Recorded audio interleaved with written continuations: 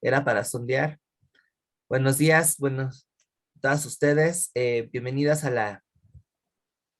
la fase final del curso. Ojo, no quiere decir que sea la última clase, porque todavía tenemos el día de mañana y quizá la del sábado, según sus necesidades, pero sí ya estamos cerrando un ciclo que a mí me pareció muy bonito, la verdad. Me habría gustado que estuviera la totalidad del grupo de WhatsApp, pero bueno, eh, lo- aquí se presentó la mayoría y la he pasado fenomenal. Espero que las clases, más allá de darles un bagaje que les permitiera pasar el examen del Colbach, les llevara a nuevas perspectivas de lo que es la historia, entender mejor cómo se ha dado nuestro paso por el tiempo y que, bueno, tengan las herramientas suficientes para no solo interpretar su realidad, sino también transformarla. Fíjense que el conocimiento no es enteramente teórico, tiene que tener ahí un bosquejo de ser práctico, de aprovecharse, de aplicarse y bueno, ojalá que este curso les haya dado algunos elementos para eso. Y el tema de hoy, que ya lo andábamos platicando detrás de cámaras, pues va a ser la Revolución Mexicana, un tema que es muy popular,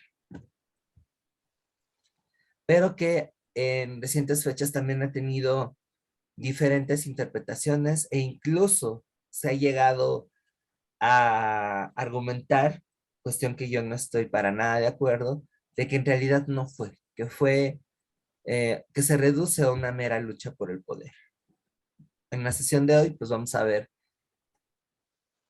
que no se dio de esa manera, que sí tiene un mayor grado de dificultad a esa explicación, pero que al mismo tiempo van a ver cosas que son valiosísimas y que nos remiten a, de alguna manera, defender nuestros derechos en la actualidad. ¿Sale? Creo que si hablamos de revoluciones, de cambios, y eso no nos lleva a replantear lo que ahora estamos enfrentando, pues como que no funciona. Y eso no me refiero a armar una manifestación, que eso es solo un medio, ¿no?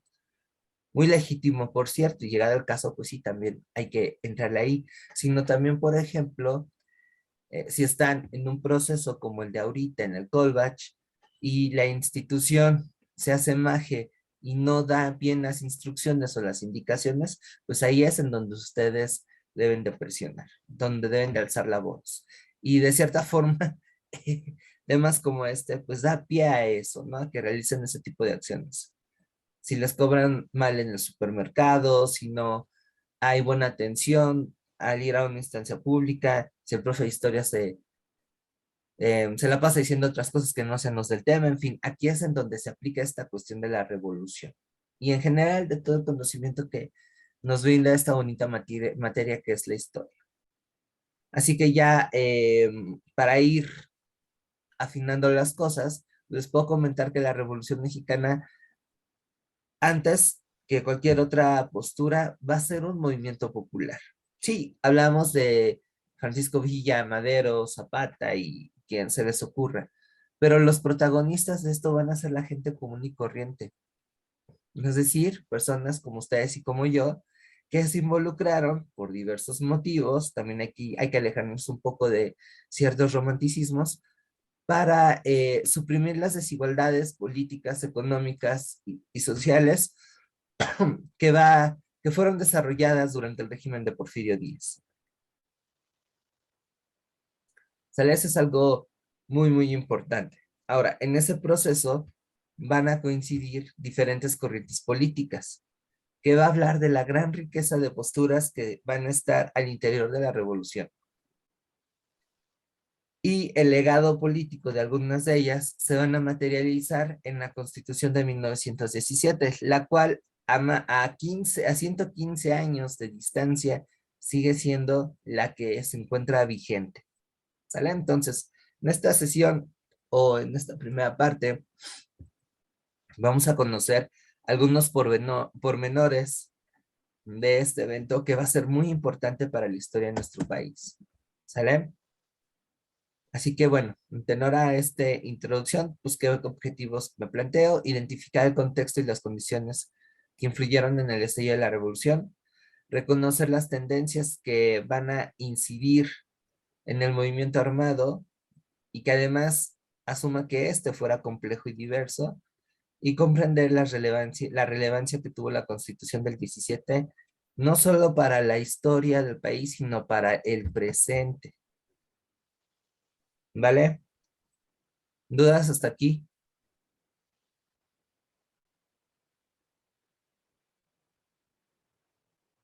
No, no ninguna.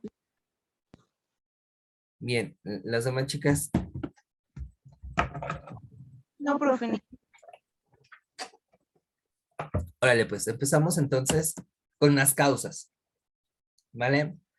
Las causas que van a derivar en el estallido de este conflicto, pues más o menos ya las había platicado un poco Ara detrás de cámaras y que pues yo solamente voy a ampliar un poquito más. Entre las causas políticas que vamos a tener es la falta de participación de un amplio sector de la población. Con el paso del tiempo, la dictadura de Porfirio Díaz justo se volvió eso y restringió el derecho a la toma de decisiones de otros sectores políticos. Pensemos en los campesinos, pensemos en los trabajadores urbanos, y las elecciones que se fueron dando periódicamente, pues solamente eran una pantomima, una pantalla, dirían en mi barrio, para que pues Porfirio Díaz se perpetuara en el poder. Y eso va a ser un elemento que va a empujar a que mucha gente se levantara en armas. Y no solamente es eso, sino el autoritarismo y el cada vez mayor grado de violencia que va a tener el gobierno porfirista. O sea, va a llegar a un punto en el que la gente va a estar hasta el copete. ¿Sale? A ver cuánto se nos mantiene la paciencia si hablamos de la actualidad. Ahora, en el plano económico, vamos a tener la cuestión de la tierra como algo importante. Y es que si recordarán la clase pasada, durante el gobierno de Porfirio Díaz, el 40% del territorio nacional, saquen sus cuentas, eran propiedad privada de tan solo 840 familias. Es decir, 840 hacendados eran dueños del 40% del territorio. Imagínense la extensión de esas propiedades. Fue algo desmedido, brutal, a tal grado que algunas haciendas eran incluso más grandes que varios países europeos. Imagínense, o sea, uff. De hecho, Ciudad de México, antes de volverse esta jungla de acero que hoy es, pues tenía en su seno varias haciendas y no eran tan chiquitas. Les puedo decir, por ejemplo, que una alcaldía, Azcapotzalco, prácticamente era una hacienda. Creo que era la hacienda del Rosario, la de Anzures. Sí, imagínense, una alcaldía como propiedad privada. Está fuerte el asunto. Ahora, algo que también a la postre va a generar un desbalance económico va a ser el protagonismo del capital extranjero, de las inversiones extranjeras en la economía mexicana. Esto es muy importante porque si bien va a ser un elemento clave en el desarrollo económico del país, en la modernización, también el hecho de que la riqueza del país se genere a partir de inversiones extranjeras va a traer como resultado que esas riquezas no se queden en México, se vayan. Y entonces el país materialmente resulte rico, pero en términos sociales, pues esté pobre. Y lo poco que hay, pues, se lo van a jinetear la élite porfirista, ¿no? O sea, era tan poquito que a ellos les iba bien. Ahora imagínense, si se hubiera quedado la mayor parte de la riqueza que se producía en México. ¿Para qué les cuento? Por supuesto que estas tendencias van a impactar en la vida de mucha gente. Y los obreros y los campesinos la van a pasar mal. Tienen una pésima calidad de vida, que era algo que ya más o menos les estaba platicando la clase pasada. Y bueno, aquí también vemos que lo que denominaríamos la clase media, los estratos medios de la sociedad, pensemos en profesionistas, pequeños comerciantes, am, abogados, etcétera, etcétera, etcétera, médicos y demás. em, Sencillamente iba cada vez peor, ¿vale? Pero como ya lo hemos tocado en otros temas, estas condiciones reales no van a ser transformadas si no hay ideologías o ideas que le den sentido a dicha transformación. Que eso es lo que quizá no se dio a explicar, porque en la actualidad, a pesar de lo que de lo que estamos enfrentando, no hay una articulación de movimientos sociales firmes, de impacto, como lo fue el 68. Digo, hemos tenido experiencias, digamos, en los últimos 30 años, como el de ZLN, por ejemplo, lo que sucedió en Atenco, eh, y bueno, ya en últimas instancias, en fechas recientes, el caso de Ayotzinapa y de la violencia de género.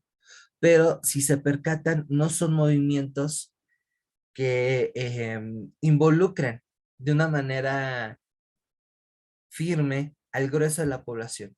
Más bien son movimientos acotados que sí tienen su relevancia, pero que no cambia o modifica de manera radical la estructura política, económica, social y cultural del país. Sí han habido avances, pero no lo suficientes como para decir que se está cambiando de rumbo. Eso se los dejo ahí a la reflexión, pero ¿qué sucede en 1910? Que sí van a haber ideas que van a dar pie a diferentes corrientes políticas que si bien no todas van a coincidir, y eso más adelante va a ocasionar una guerra civil, sí van a irse sobre un frente común, que es el porfiriato.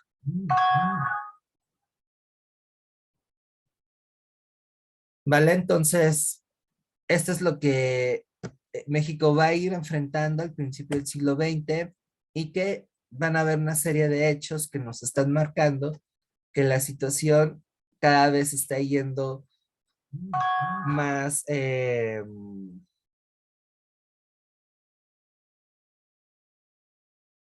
más hacia hacia el estallido de algo, ¿no? Y bueno, les digo que esto coincide también con la etapa en que el porfiriato como régimen político es más duro, más autoritario.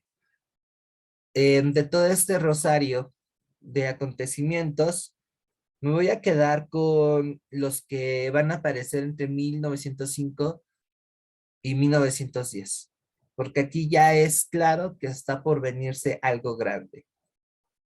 En el caso de la fundación del Partido Liberal Mexicano por los Flores Magón, va a ser una organización política que incluso a medida que se radicaliza, va a romper con el esquema político que incluso proviene del liberalismo, ya que los hermanos Flores Magón, junto con Praxedis Guerrero, Librado Rivera y otros personajes, van a estar fuertemente influidos por el anarquismo. Entonces, no se contentan solamente con, quiero cambiar de gobierno. No, vamos a cambiar todo el orden existente y dar paso a una serie de comunas de carácter anarquista, que más bien eso era lo que ellos pretendían. Una repartición agraria real. Digamos que ellos sí se iban a la raíz del problema. Y por consiguiente, sus acciones antes de lo que oficialmente es el estallido de la revolución, pues van a ser de lo más abiertas en cuanto a su oposición al régimen. Y esto va desde promover publicaciones como El Aguizote y El Regeneración, periódicos que van a cuestionar la dictadura de Porfirio Díaz, van a organizar huelgas en Cananea, Sonora y Río Blanco, las cuales no van a acabar nada bien. Y eso pues habla del nivel de tensión que ya existe en el país. y van a preparar movimientos armados entre 1906 y 1910, sobre todo en lo que es Baja California, Chihuahua, Sonora, Coahuila, ya que los magonistas van a también tener el apoyo de sindicatos anarquistas obreros de los Estados Unidos. De ahí que más adelante también se les haya acusados de ser filibusteros, piratas, gente que está al servicio de los Estados Unidos, lo cual no era cierto.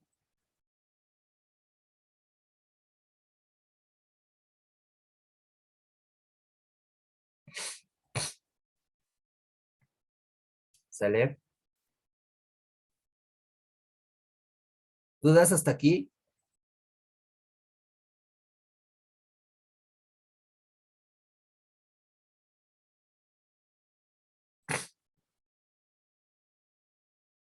No, ninguna, profe. No, profe, ninguna. Perfecto. Entonces, vamos con lo que es un punto de quiebre, que es la entrevista de Díaz Stillman, que es un evento famosísimo. Em, ¿Alguien lo conoce?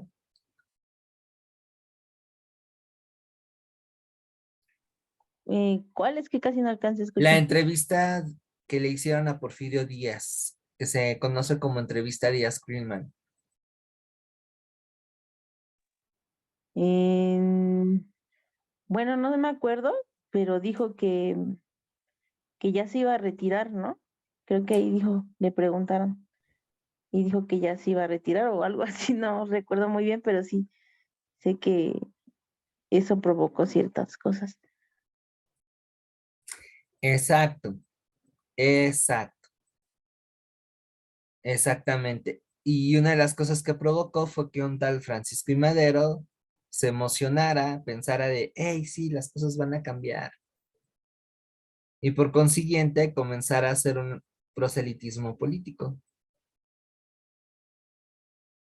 ¿Sale?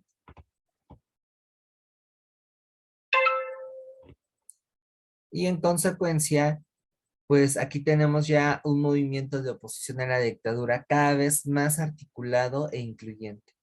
Porque no solamente Porfirio Díaz va a, perdón, Francisco y Madero, borren eso de la versión final del Zoom.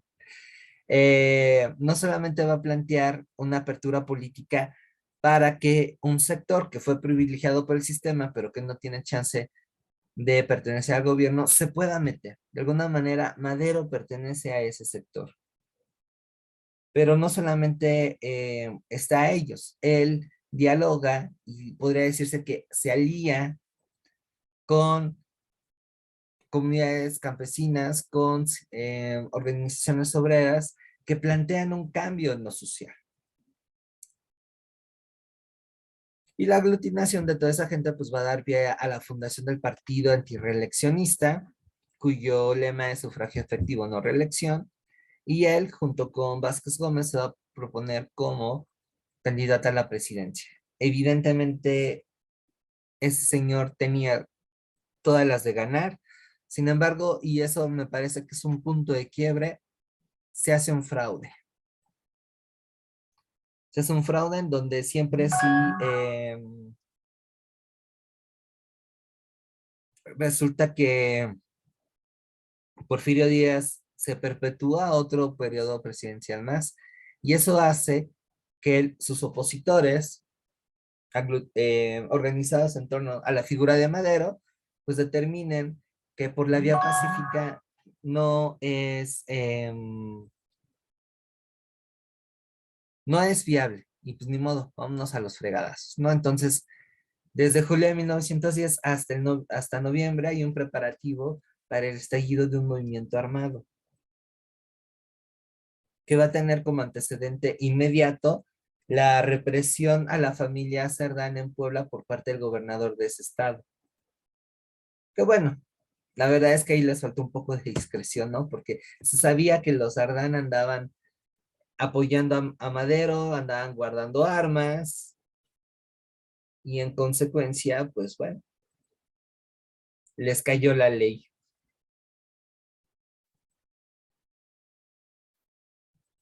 Sin embargo, para noviembre de 1910 estalla el movimiento armado. Y como lo comentaba en su momento Ara, pues este movimiento, este conflicto se va a dividir en tres partes: la lucha maderista, que corresponde del 910 al 13, la lucha constitucionalista, que va del 13 al 14, y la lucha de facciones, puras luchas. ¿Sale? Entonces, dudas hasta aquí, preguntas, comentarios.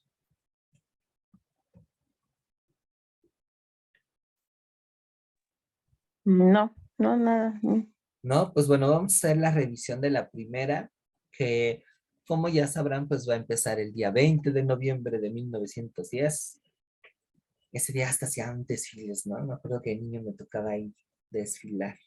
En esa época se desfilaba creo que 2 veces, por el 16 de septiembre y por el 20. Más o menos no me acuerdo. Bueno, este estallido viene del norte del país y va a estar protagonizado por los campesinos y rancheros de esa región. Más adelante, unas semanas después, los campesinos del centro y del sur van a ampliar el movimiento armado. Y eso es algo que no tenían presupuestado. Se pensaba que la revolución iba a ser un movimiento protagonizado y dirigido por la clase media.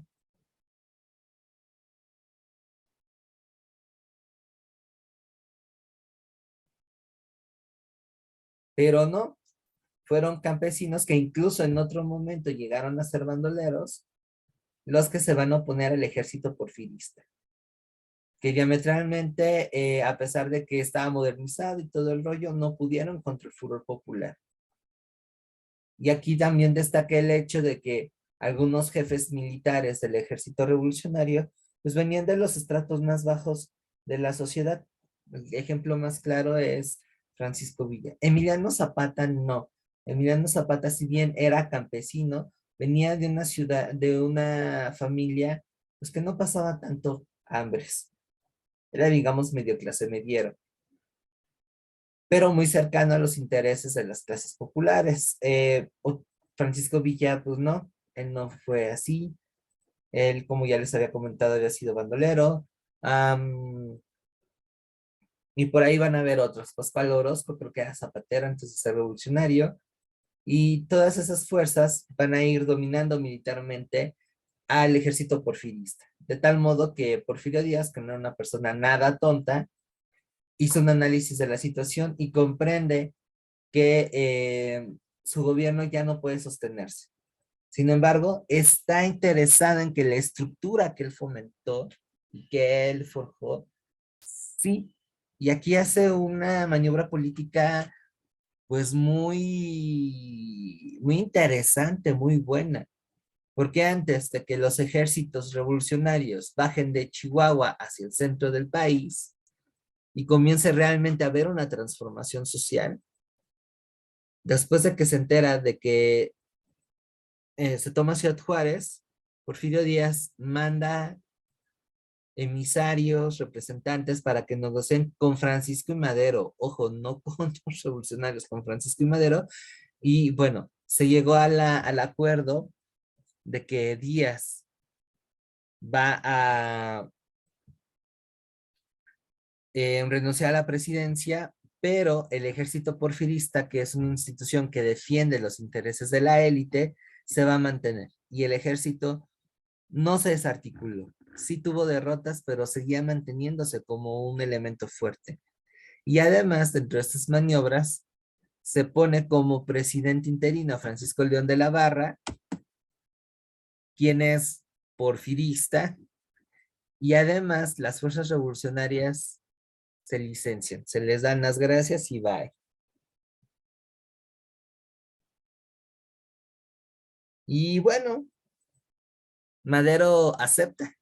Aquí nos ponemos a pensar que pues realmente quién perdió, ¿no? O sea, Madero acepta condiciones que parecía que él era el que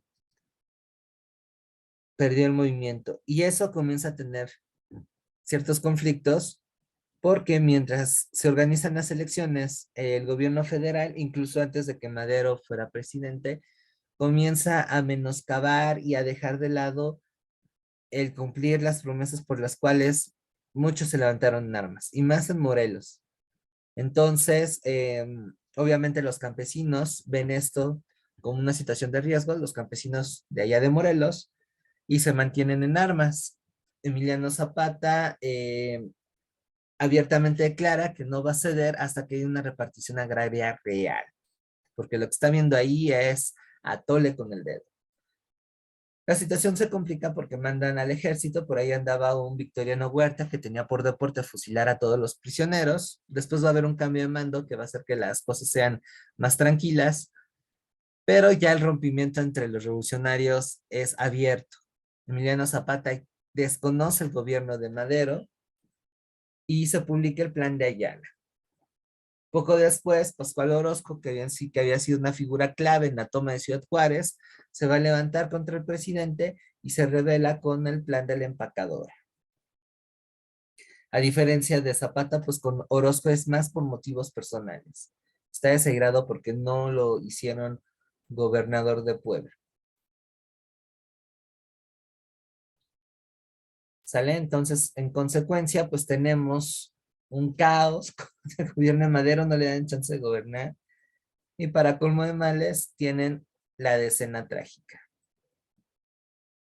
que es una serie de combates que se dan al interior de la Ciudad de México, que a su vez respondían al motivo en que una parte del ejército federal, que está dirigido por generales porfiristas, van a intentar hacer un golpe de estado al presidente Madero. No todos jalan, se dan los combates aquí en Ciudad de México. Sin embargo, la traición de uno de los generales más importantes del ejército maderista, Victoriano Huerta, les va a hacer que esto finalice y haya una usurpación. Se deponga Madero y sea Huerta el presidente del país. ¿Sale? ¿Dudas hasta aquí?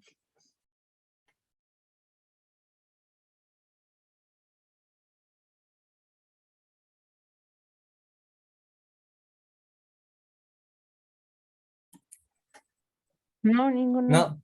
Bueno, pues no todos van a estar contentos con la llegada de Huerta al poder, más cuando luego saca su vena de ser sanguinario, era bastante represor, y en consecuencia de eso, pues vamos a ver que Venustiano Carranza, quien en ese entonces era gobernador de Coahuila, se levantara en armas con el Plan de Guadalupe, bajo el argumento de que la Constitución fue violentada y se tiene que defender ese orden. Y alrededor de Venustiano Carranza van a surgir líderes militares como Álvaro Obregón, Pablo González, Lucio Blanco, representando sectores rurales medios bajos. O sea, esos canales eran pequeños propietarios.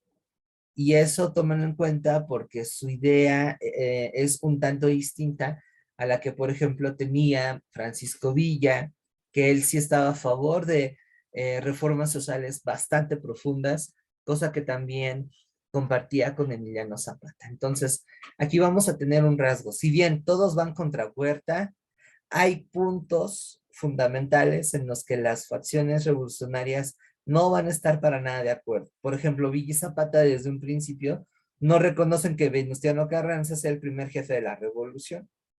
Y es agregarle que Venustiano Carranza anda de no, o me reconocen o me reconocen. Entonces ahí vemos una tensión que con el paso del tiempo se va a hacer más gravosa y que a corto plazo va a invitar a que la revolución se fragmente. Sin embargo, bueno, todavía hay una cohesión suficiente. Es más duro el odio a Huerta para vencerlo, ¿no? Todavía ahí hay algo de cohesión para derrotarlo en Saltillo, Torreón, Zacatecas, Monterrey, Guadalajara, Cuernavaca, Cuautla. O sea, les digo, prácticamente es todos contra Huerta. Hasta Estados Unidos se mete y bloquea a Veracruz. Y no precisamente para apoyar a la revolución, sino porque temían que de alguna manera hubiera injerencia alemana en la Revolución Mexicana. Así que esta fase pues no va a durar mucho, va a durar como un año y se va a cerrar con los tratados de Teoloyuca. ¿Sale? ¿Dudas hasta aquí? No, profe. ¿Y si hubo influencia alemana o no hubo influencia? Pues más que influencia alemana es que los alemanes le iban a vender perdón, armas al gobierno de Huerta, porque aquí pasa algo muy chistoso. El golpe de Huerta va a ser apoyado por los Estados Unidos. De hecho, va a tener una implicación directa el embajador estadounidense. Hasta pone la casa para armar el golpe en contra de Madero y a favor de Huerta. Ya viendo que las cosas no le convienen, los mismos Estados Unidos van a intervenir con el pretexto de que aparentemente los alemanes iban a meter, cosa que realmente no fue cierta. Y ordenan bloquear Veracruz. No se meten a invadir el país porque los Estados Unidos en ese entonces están más enfocados y les preocupa más el estallido de la Primera Guerra Mundial. Pero sí, durante la revolución los Estados Unidos van a andar de metiches. ¿Sale?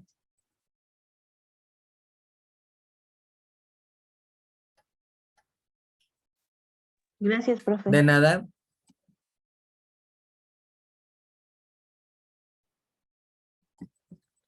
Ahora, antes de que se quebrara esto, van a intentar los diferentes grupos revolucionarios llegar a un acuerdo y a una cohesión con, a través de una reunión en Aguascalientes, porque las cosas estaban bastante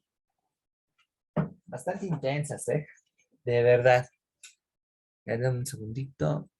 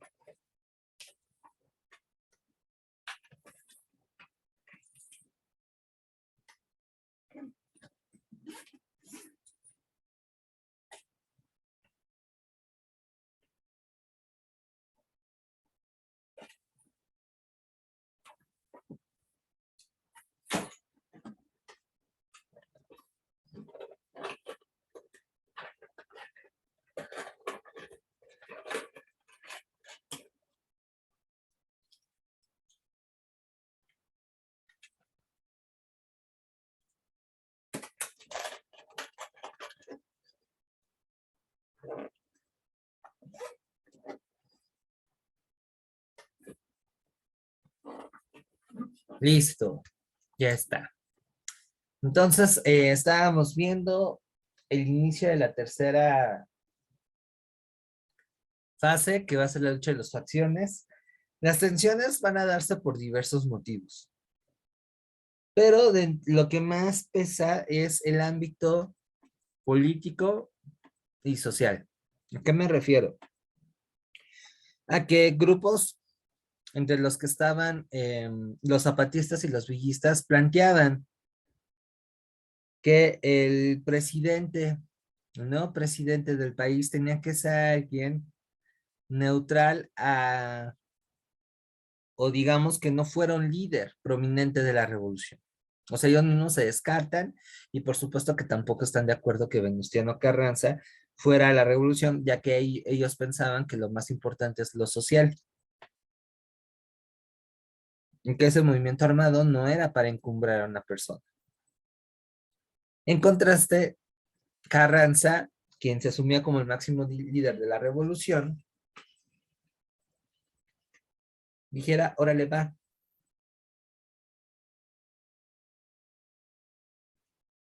Yo soy el primer jefe. Primero tiene que haber un orden, un gobernante que ya los haya dirigido antes y después pues ya arreglamos lo social.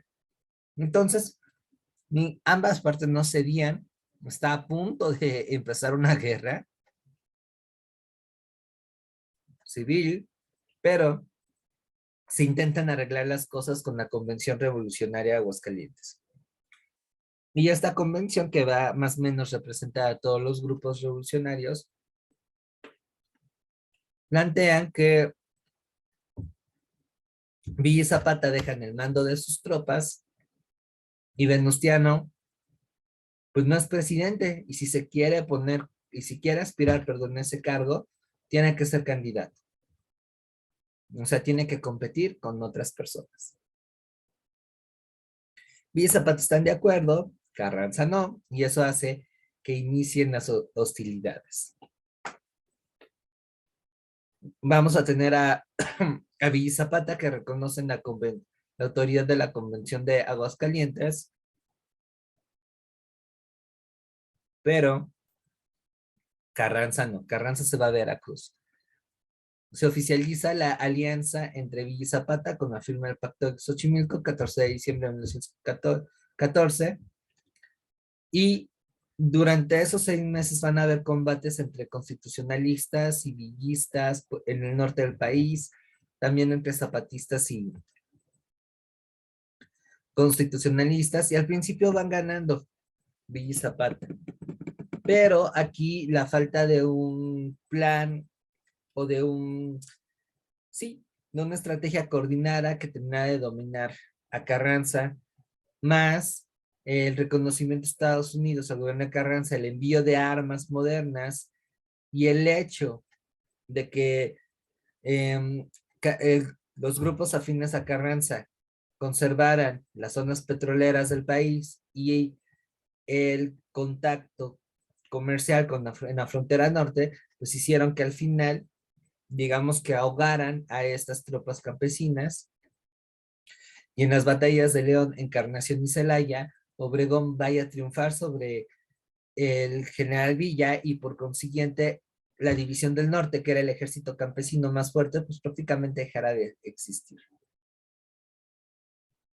Villa, en un ardid por vengarse de que los Estados Unidos apoyaran tanto a Carranza, van a atacar Columbus, Nuevo México, que ha sido una de las pocas invasiones que enfrentaron los Estados Unidos. No, me parece que fue la segunda. La primera fue la guerra que sostuvieron con Inglaterra en 1814, pero porque los gringos querían conquistar Canadá. ¿Sale? Entonces, bueno, después de ese ataque que Villa hace a Nuevo México, Estados Unidos manda lo que se conoce como la expedición punitiva, que fue una columna de 10,000 hombres con el fin de pues, pegarle a Villa, encontrarlo, capturarlo y matar. Algo así como si buscaran a Bin Laden. Pero pues no, la verdad es que no lo encontraron. A esos soldados les fue mal. Y bueno, Villa ahí se salvó. ¿Sale? Entonces,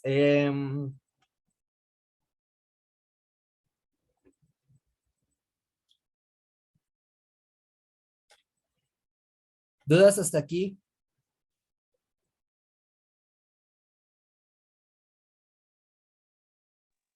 No, profe. O sea que este Zapata no quería tanto como ser demócrata, se podría decir. Pues más que ser demócrata, la postura que tenían tanto él como los, los villistas era, ok, primero, pues antes que otra cosa tenemos que abrir el gobierno a la gente. Segundo,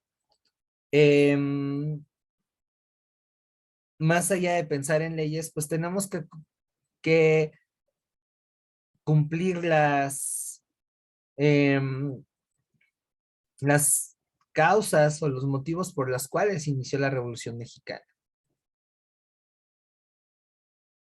O sea, antes de pensar en quién va a gobernar o cómo se va el gobierno, oigan, pues hagan un reparto agrario, avalen la educación.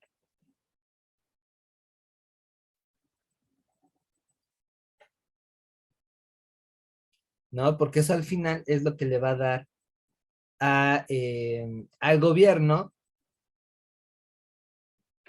pues que tuviera cierta legitimidad entre la gente. Y Venustiano Carranza no pensaba así. Venustiano Carranza argumentaba que, este, que primero pues había que poner orden en el gobierno, se tenía que decir quién iba a gobernar para después hacer leyes. Pero aquí el problema es que eso implicaba que se lacerara los intereses de la gente común y otra vez las élites, de alguna manera en esos huequitos, volvieran a ocupar el poder. Y entonces, ¿para qué se hizo la revolución? Les digo, es una situación un poquito más compleja, pero en esas estaban.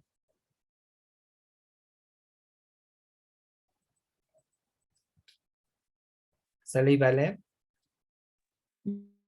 Sí, sí, gracias, profe. De nada. Ahora, ¿cómo va a acabar esto? ¿Cómo va a acabar esto?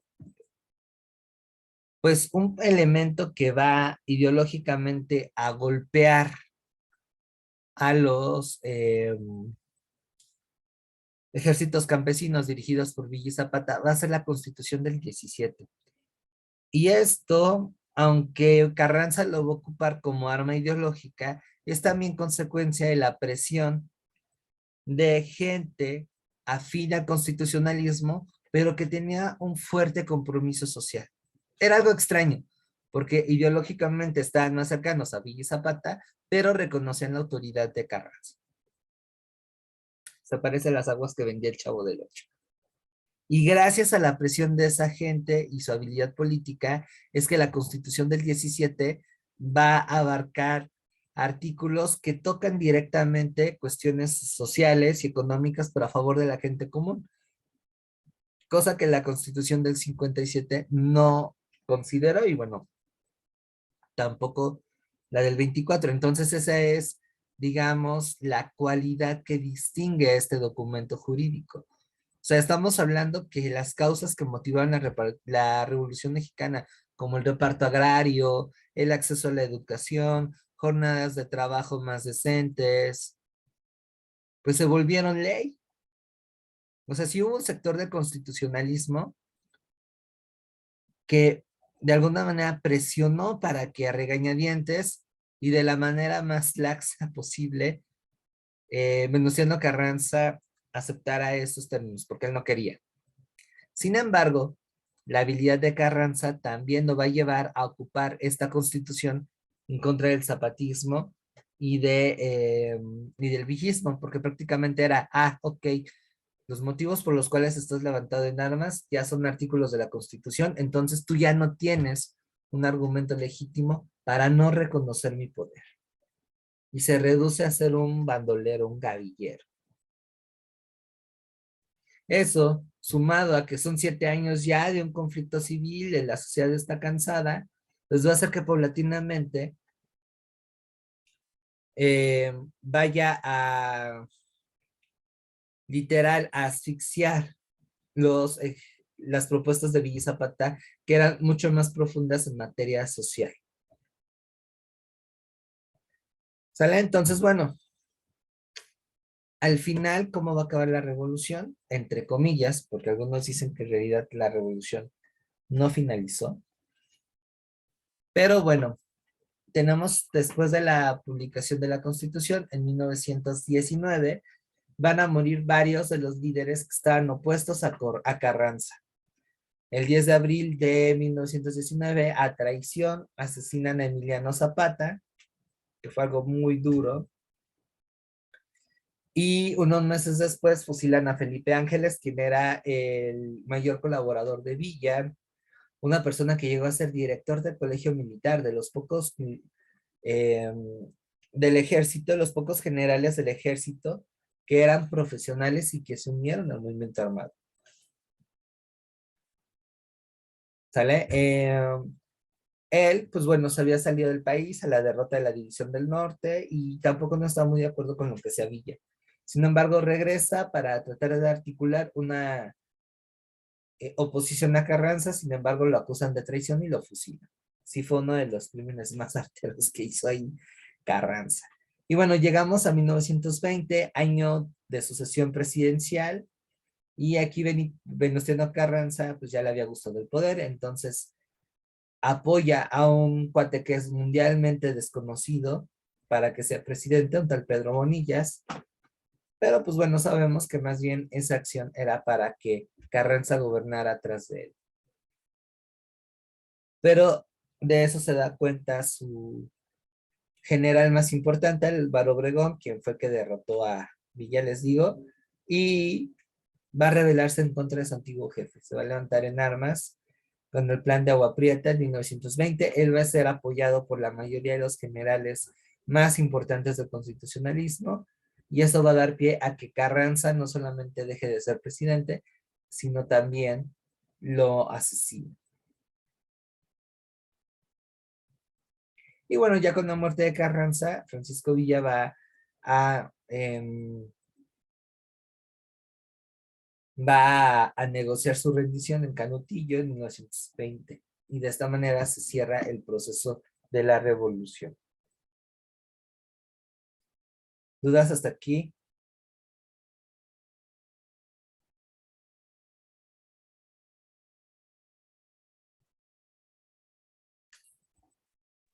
No, profe. ¿No? Chequen ahí el material extra que viene en las presentaciones y los libros están muy buenos. Y pues bueno, pasamos a lo que es el México postrevolucionario. Pero bueno, no sé cómo se sientan ahorita. ¿Quieren tener un poco de descanso? Unos 5 minutitos. Bueno, quizás 10. Iniciamos sesión 9:30. O nos vamos de corrido y me cortan la inspiración al 10 para las 10 para que se puedan ir temprano.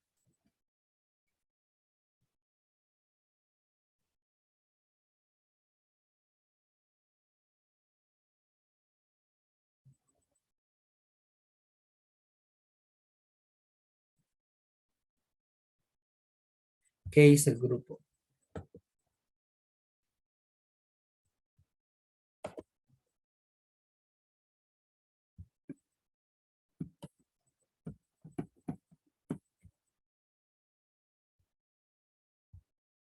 ¿Nos vamos de corrido?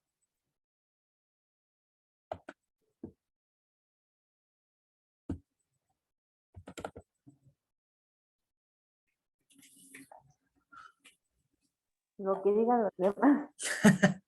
Sandra, Alicia. Sí, profe. Sí. Ruido. Ok. Muy bien.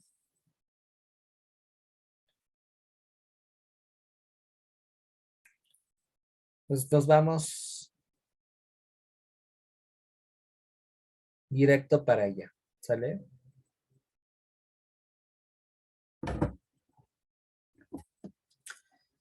Pues hablamos ahora del periodo que va a suceder después de la Revolución Mexicana, que va a ser conocido como México postrevolucionario o de Reconstrucción Nacional.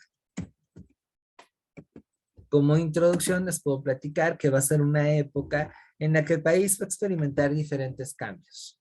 Primero, políticamente va a ser una época en donde los líderes dominados, bueno, los líderes que participaron en la Revolución Mexicana van a dominar políticamente el país, pero a partir de 1929 se van a fundar una serie de instituciones que van a articular el gobierno, que ya no van a ser regímenes personales como se dio de manera inmediata al inicio de la revolución. Otra cuestión aquí es que la economía se va a sustentar en la pequeña y mediana propiedad. Es una época en la que se va a favorecer al sector obrero. les van a dar un cierto reconocimiento político con la fundación de la CROM, que es la Central Revolucionaria Obrera Mexicana, que por cierto va a estar dominada por, por el gobierno de Calles, esto en 1929, bueno, entre el 26 y el 29, y además de eso, pero que ya no es cierto reconocimiento político, además de eso van a tener una serie de prerrogativas sociales, o sea, a los obreros sí les va a ir bien. En cuanto al reparto agrario, va a ser inconstante, van a haber zonas en donde sí, el reparto va a estar cañón, muchas comunidades van a obtener tierras, bueno, varias, pero en otros lados no, y peor aún se vuelven a fincar nuevos latifundios, ¿no? Pues socialmente es un periodo muy interesante. Ahora, en la cultura, México rompe con esta proclividad a adoptar elementos franceses y se va a impulsar un nacionalismo que va a tener como uno de sus eventos fundacionales la propia Revolución Mexicana. ¿Sale? Un punto de transición va a ser el Maximato, que va a ser una época en donde va a gobernar Plutarco Elías Calles entre el 29 y el 34, pero esa autoridad se va a dar a través de presidentes títeres. Sin embargo, a pesar de ese carácter personal, el Maximato también va a ser importante porque van a darse una serie de fundaciones que dieron pie al fin del caudillismo en el Estado mexicano. Les decía, el PNR, el Partido Nacional Revolucionario, que es el antecedente del PRI, es uno de esos eventos que ayuda a ese proceso. Y la cuestión va a cambiar con Cárdenas, ¿sale? Ya que él va a afincar mejor el país. Y es que como objetivos de esta segunda parte de la clase, pues vamos a ver los principales conflictos del México postrevolucionario, ver cómo México se inserta el capitalismo que en ese entonces estaba dando, y un análisis general del sistema político, las ideologías y las políticas nacionalistas de los grupos que van a dar pie a que el Estado se tenga un semblante un tanto corporativista, es decir, que a la sociedad la aglutinen organizaciones que de alguna manera el gobierno va a gestionar, como por ejemplo lo que sucede ahora. Muchos sindicatos están dominados por agentes del Estado. Y los líderes sindicales, pues por eso después se vuelven diputados. Aquí comenzamos a ver el origen de esa historia. ¿Dudas, preguntas?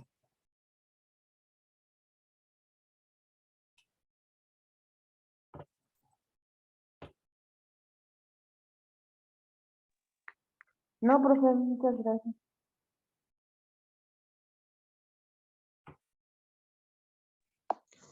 No, profe, aún no. Muy bien.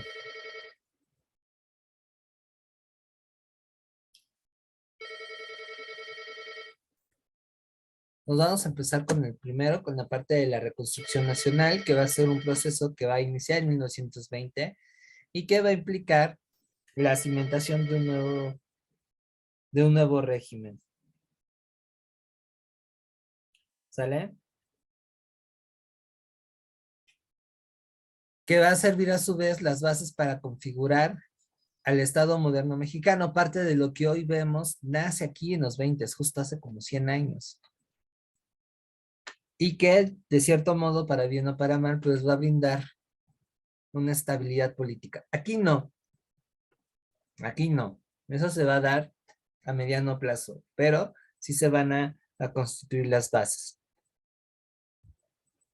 En la primera parte de la reconstrucción nacional va a empezar del 20 al 34, que va a tener como principales personas a gente como Álvaro Obregón y Plutarco Elías Calles, pero del 34 para adelante ya no vamos a hablar de figuras individuales, sino de organizaciones que de alguna manera van a regular al Estado mexicano. Y es ahí en donde entra el PNR. Y quien va a dar pie a esa transformación política, pues va a ser Lázaro Cárdenas. Y esa sería la segunda parte de la reconstrucción nacional. ¿Sale? Entonces, bueno, en el ámbito político, vamos a retomar las cosas después de la rebelión de Agua Prieta, que va a destacar porque va a subir al poder una serie de grupos civiles que van a provenir de la clase media rural del país, no de la clase media urbana. ¿Sale? Esto va a implicar que van a desplazar del poder a los carrancistas, que más o menos habían gobernado desde 1915 a 1920. Algo que también va a distinguir las estrategias políticas de Obregón es incluir a otras fuerzas políticas. Hace pactos con los zapatistas, por ejemplo, y como que medio va calmando las cosas. Una cuestión que también le va a preocupar mucho es lograr el reconocimiento extranjero, y para eso va a firmar en 1923 los tratados de Bucareli, que prácticamente es, yo no aplico los artículos de la Constitución que refieran a que las empresas extranjeras no pueden explotar los recursos naturales del país, y a cambio sus gobiernos me reconocen como presidente. Jugada arriesgada.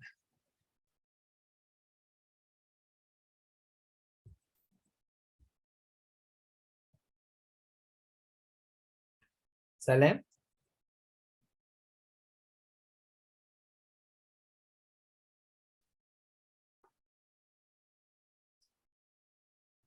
¿Dudas, preguntas, comentarios?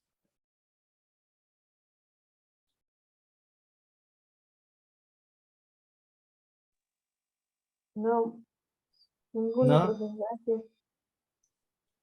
Okidoki. Pues vamos a ir viendo qué pasa después. Se pone muy interesante.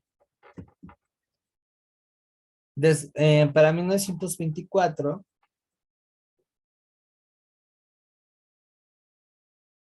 lo que va a suceder es que Álvaro Obregón le va a ceder el gobierno nada más y nada menos que a su compadre, Plutarco Elías Calles. Así que lo que van a plantear es que, pues, ¿para qué nos peleamos? Primero tú y después yo.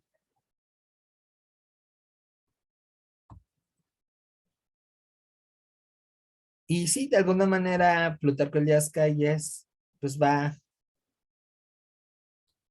a estar de acuerdo. Y él va a desarrollar en su época como presidente, pues una serie de iniciativas que va a plantear la posibilidad de que Álvaro Obregón regrese al poder. En eso habían quedado en el siguiente periodo presidencial, pero también va a ir fortaleciendo el papel del Estado.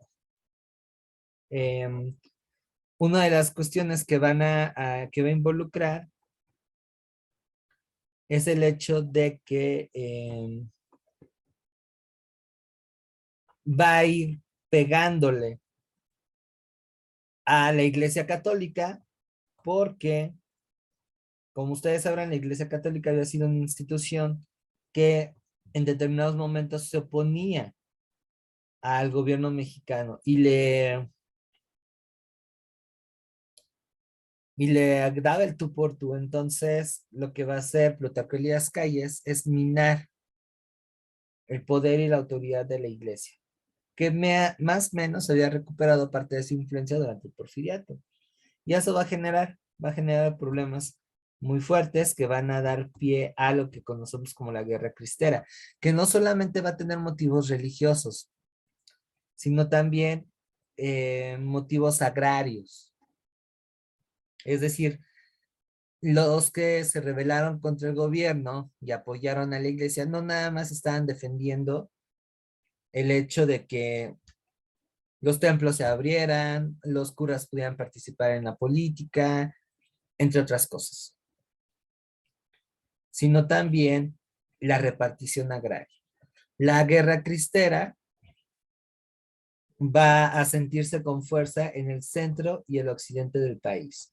Se va a abarcar estados como Puebla, Estado de México, Guanajuato, un poco Aguascalientes, Zacatecas, Jalisco, Colima, Nayarit y Michoacán. Estados en donde también hay un fuerte conservadurismo político. Y hasta la fecha, tengo aquí gente que vive en esos lados.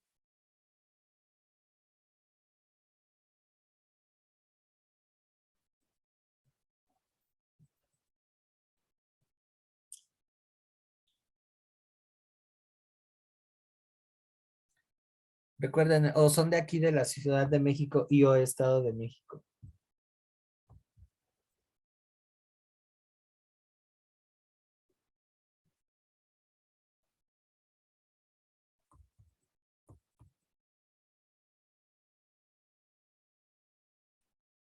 ¿Mm?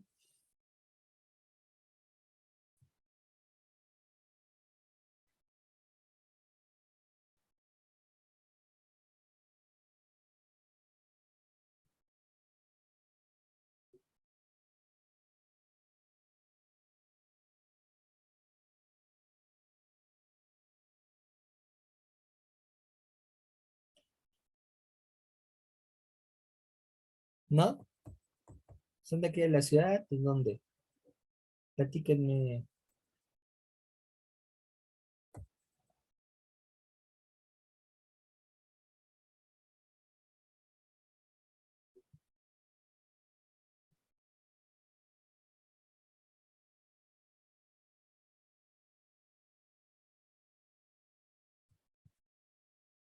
Bueno, ahí es en donde se va a centrar. Ah, me escribieron. Perdón. De Oaxaca, no te preocupes, Sara. De Oaxaca. Y fíjate que ahí me falta investigar qué tanto impacto tuvo la guerra cristera por allá por el sur. Pero en los estados que les acabo de comentar, em, es en donde más se sintió esto. ¿Sale?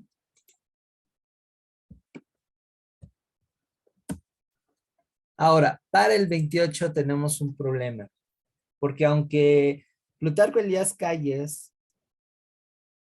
sí hace las reformas políticas que permiten que Álvaro Obregón regrese al poder, él después de ganar la presidencia en las elecciones del 28, y pues era obvio, era el único candidato, así hasta yo,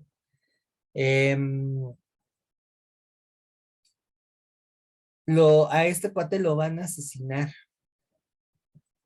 festejando su triunfo, y eso deja un hueco político enorme que va a ser ocupado por Plutarco Elías Calles. Él va a tomar el poder, pero de forma indirecta. Va a poner a 3 personas que van a ser de alguna forma sus marionetas, o sea, presidentes que no van a tener un poder político real. Así que el primer presidente que va a entrar como presidente interino va a ser Emilio Portes Gil, esta persona que parece San Francisco, que se parece a Don Francisco. ¿Llegaron a ver ese programa en el canal 2, en el 4, de un cubano? Incluso no sé si hay muchos señores. Sí, Díganme si no se parece a este cuate. sí. Sí se parece ahí a Don Francisco. Bueno, Emilio Portes Gil va a tener un periodo pues difícil, realmente difícil porque em, va, va a tener que enfrentar la crisis global de 1929, la famosa caída de Wall Street, y además de eso va a entrar en negociaciones para concluir la guerra cristera.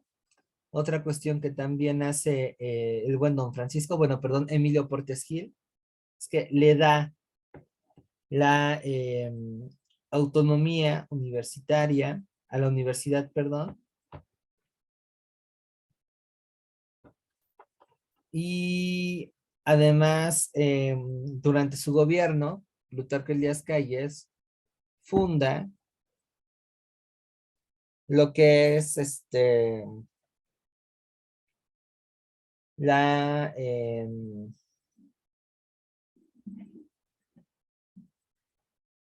el Partido Nacional Revolucionario, lo que es el antecedente del PRI. Él organiza las elecciones, gana Pascual Ortiz Rubio, vence a un neurótico José Vasconcelos, quien había sido secretario de Educación Pública y había de alguna forma, pues sí, apoyado el proceso de alfabetización del país. Con Pascual Ortiz Rubio hay una legislación a favor del salario mínimo. Aquí comenzamos a ver con mayor nitidez el apoyo hacia los obreros, aunque bueno, esto no es ya gratis, porque los obreros van a ser uno de los peones del ajedrez de Plutarco Elías Calles. En realidad no van a estar, no van a tener una libertad como tal o un poder autónomo, una representación autónoma, sino que su líder, Luis Morones, pues va a ser una pieza clave de todo este régimen. Va a ser una figura muy cercana a,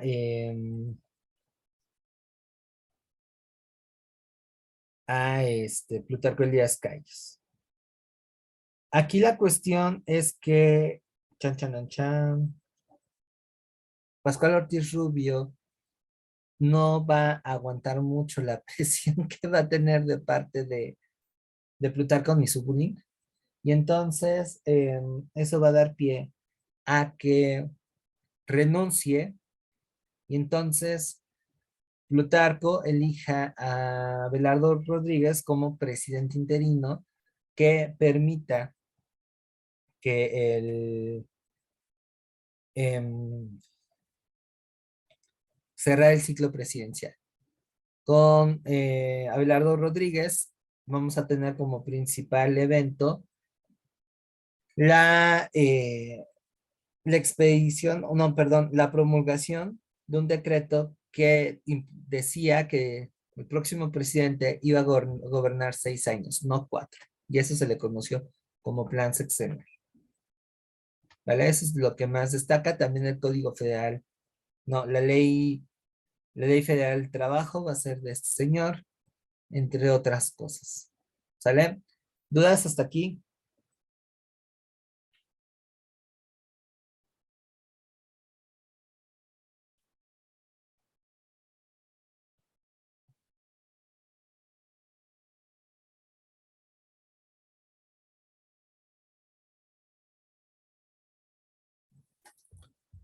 No, chicas. Y entonces, gracias. Ahora, en materia económica, ¿qué va a pasar en este periodo del 20 al 34? Bueno, va a mantenerse como base de la economía la explotación de la agricultura a través de la mediana propiedad. También va a haber un impulso de la minería y aquí el petróleo cada vez va a tener un papel más importante. ¿Sale? Pero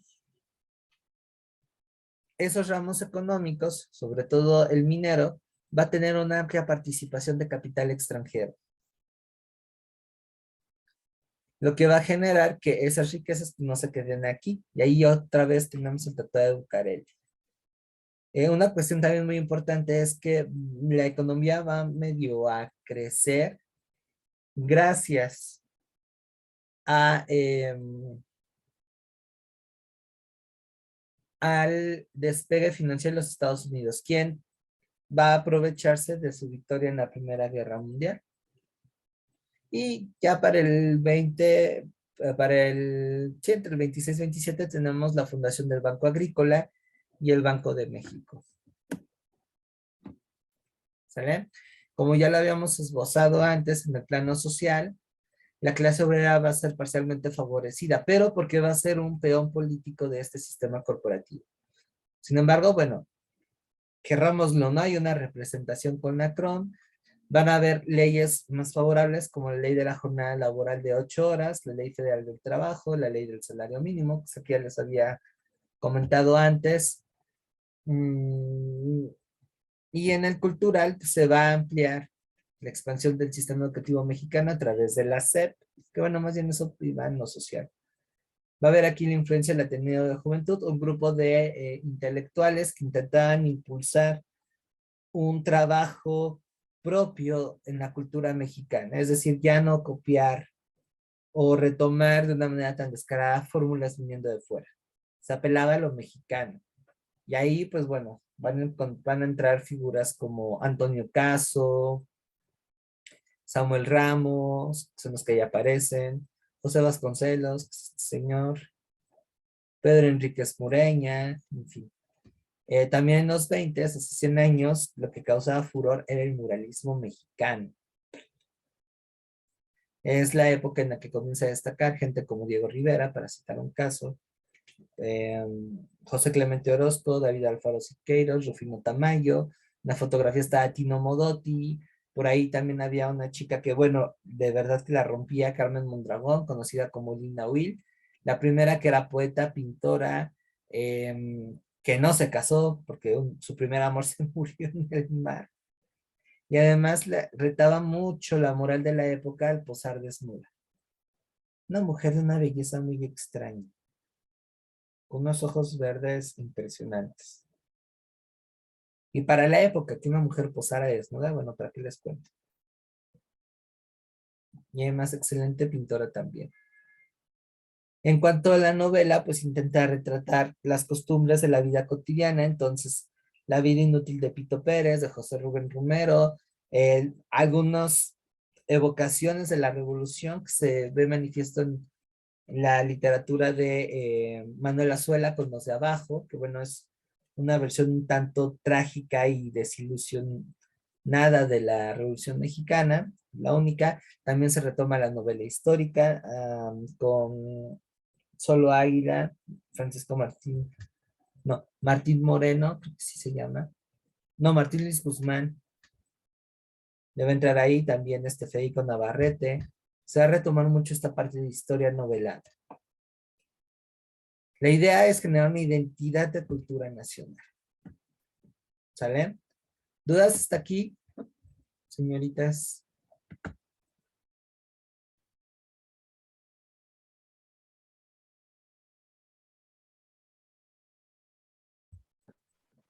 No. ¿No? Bueno, el día de mañana vamos a ver lo que es el cardenismo, que también es un temazo, y avanzaremos con lo que sería el México contemporáneo. ¿Sale? Esto está bien padre porque aquí ya de forma más abierta la historia del país incluso se puede conectar con su propia historia familiar. Eso lo vamos a destacar un poquito más el día de mañana. ¿Sale?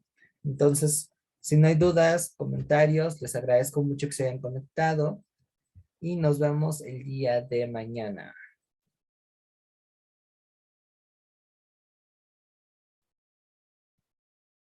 Cuídense mucho.